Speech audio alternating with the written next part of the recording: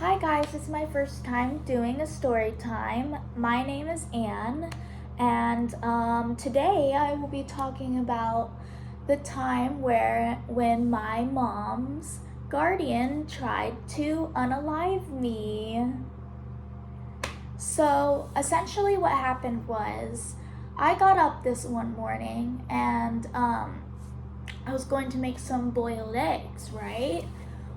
Well, she offered to help me because, back then they thought that I was, by the way, I was 20 years old. And they thought because I had autism, I was mentally 5 and incapable of doing that. And they would always voice their opinion about that, but that's a story for another time. And so she was offering to help me do that because she didn't think I was capable of doing that on my own. And so we get to boiling the eggs, and after that, we get to pouring out the hot water and then cooling down the eggs. Well, I learned how to cool down the eggs a different way from what she was showing me. So I just let her know, I think I can take it from here. I already know how to do this step, right? So she can go and do other things and enjoy her morning. Well, she gets upset at me for saying that, puts her finger in my face. And I was like, please don't put your finger in my face. And she puts it even more in my face, and I was like, and I pushed her hand away, and she got mad, took the eggs, crushed them, and threw them at me, and then took the rest of the egg and was about to throw it outside for the other chickens. So I lightly tapped her arm to get the eggs back because I wanted to eat. I didn't have breakfast yet. I was hungry, right? And I spent all that time trying to make those eggs, and I think it's a waste, right? Well, she turns around and she throws me to the ground and gets on top of me, and I try to defend myself, and I'm pushing her off of me. But by the way, this woman is extremely strong. Like, somehow she's heavier than I am. And by the way, she's 70 years old, which is surprising to me because not only does she not look like she's in her 70s, but this woman is super strong, and she does a lot of the farm work because back then we were on a farm and stuff. That's a story for another day. But she does all that work and is able to lift things and stuff, and she's been doing it her whole life, all right? So anyway, this lady, I can't even push her off of me, and she's trying to choke me and tussling with me, and I try to push her off, and she's not budging. What I do is I get into this fight or flight mode, right? And I pinch her to try and get her off of me because she's not getting off of me, and I can't get her off of me, and she's actively trying to block my airways, and so she pinches me right back, and so I bite her to get her off of me. A light bite, it wasn't even that hard.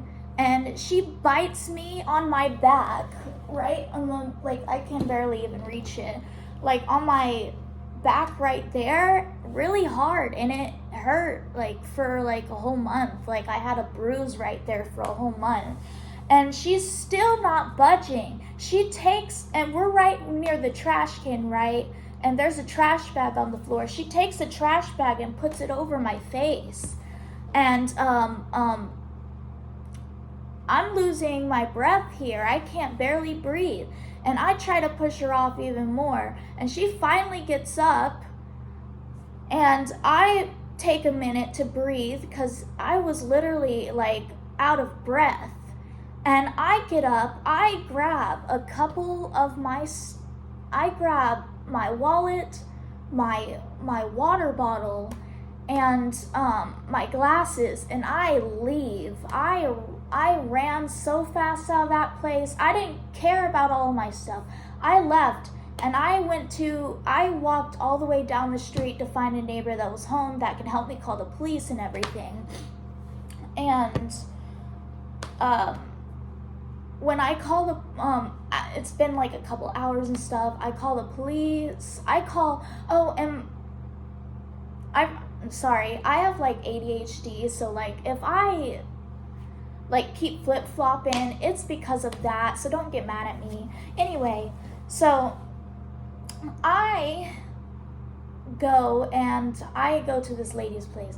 By the way, I had already like have a case with the Senior and Disabilities like Protection Services because of like an earlier incident where I accidentally put my head in the wall, and that's a story for another time. Let's see. And I call him, and he tells me, well, I call him after I call the police, and my mom comes by, and the police get me to talk with her, and I tell the police what happened, and my mom is like, oh, she won't do that. Mind you, my mom like slapped me really hard the other day. Like, you know, and that's a story for another day. And I tell the police, well, I tell my mom in front of the police that she hit me the other day. Like, she slapped me really hard on the face. And the police said, there's nothing we can do about it. Like, I'm looking at the police like, are you kidding me? Like, what is, like, oh my God. And by the way, this is like a rural town, so the police are like, oh, this is like the most that's ever happened in a while over here, down here, you know what I'm saying?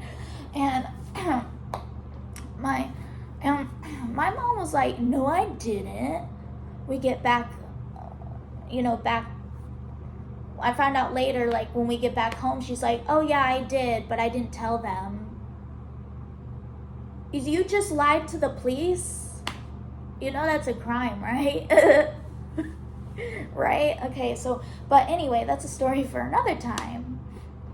Anyway, so, during that time, my mom, like, I don't know, just like so much happened at the time. A lot was going on, you know?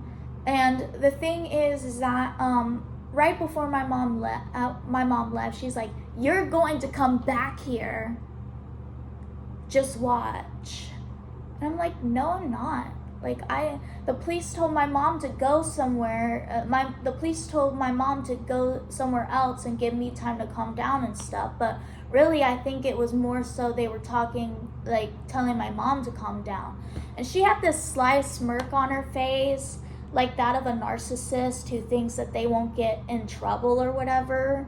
And mind you, my mom has told me many times how the police were like she gets away with a lot of stuff because she's a military, you know what I'm saying? All this other stuff.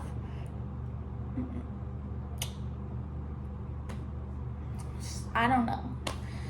And so I tell the police that I'm going to call my Senior and Disability Protection Services guy. And I call him, and he tells me to call the Lafayette House, which is a domestic violence shelter. And I call them, and they told me they can take me in. I tell them everything. They do like an evaluation process. I tell them everything that happened and all this other stuff. And I go, but I didn't have a car. I didn't have a phone. My mom took my phone and hid it and then lost it. So I had like really nothing to my name while I moved down there, and I only grabbed like 3 things because I was so scared for my life that I only grabbed a couple things and got the hell out of there. Got the heck out of there, you know. And so they told me to call this like this church. They did like free transportation or something like that. And this guy, I call the guy, and I sit there for a while talking to this lady, describing what happened, blah, blah, blah. She was a really nice lady. I'm glad that I met her.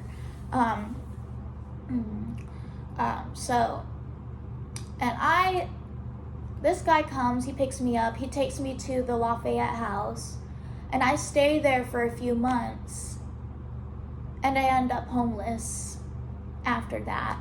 That's a story for another day. I'm not homeless anymore, by the way. I got my own apartment, and that is another story for another day. But yeah, it seems like nothing happened. And the thing is that my senior disability protection services guy, he told me, it was like, you can press charges on them. I'm like, at the time I was like, because like I still cared for my mom, and I was still in shock and everything. So it's like, I don't think I want to do that. Plus, I don't feel comfortable seeing them in person. And if I press charges, I'll have to go up there and I have to see them again, and I have to hear all the crap that they spew, and the mental and emotional manipulation that they do. So I wanted nothing to do with them anymore. And later my mom got on my Facebook, and she was like, oh, you got some stuff. She brought me some stuff, and then she started to argue with me over what happened. I was like, I'm not gonna do that with you. I'm skedaddle, you know, I'm gonna go. You know, I got like something, and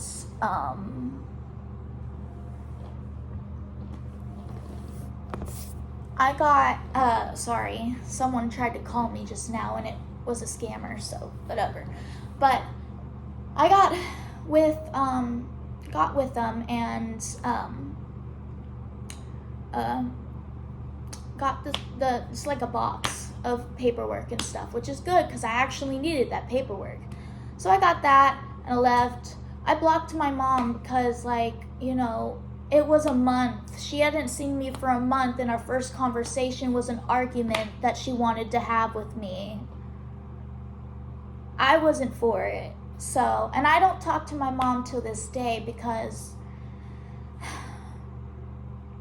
I don't have time to deal with negativity and people who are mentally manipulative. She's just a narcissist. It's super traumatic. Like, even now, like, I still have PTSD from that situation. At night, I still sleep, like, when I'm trying to get ready for bed, I still go through everything that happened in my mind. So, thank you for listening to my story time. I will be posting I gotta look at my calendar real quick.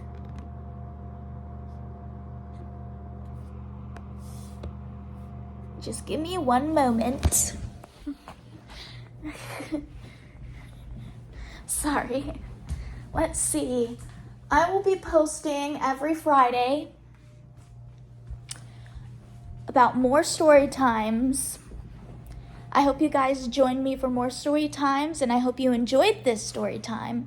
I'll see you next time. Bye-bye.